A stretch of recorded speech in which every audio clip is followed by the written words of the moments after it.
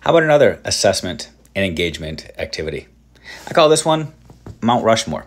And this is one I do all the time on social media. It's actually one I stole from my local sports radio station. It's pretty cool. So Mount Rushmore is an adaptation from brackets. You might have heard me talking about brackets before. I'll talk about that one and reshare that one again if you need it. But Mount Rushmore is pretty fun and pretty straightforward. You simply ask the students, who or what would be on your Mount Rushmore for any given topic? For example, who would be on your Mount Rushmore for the greatest books of all time? Who would be on your Mount Rushmore for the most important elements on the periodic table?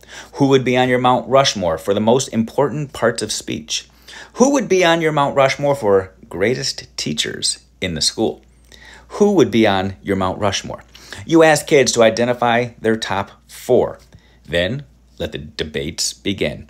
You ask the kids to explain, to rationalize, to analyze, to synthesize. You ask the kids to lean in, to collaborate. You ask the kids to come up with their own individual list. Then you have them come together and collaborate and reach consensus on one list. Then you come up with a class list. Then you have your first hour go against your second hour. You have your third hour go against your fourth hour. And then ultimately you're trying to come up with the greatest Mount Rushmore possible.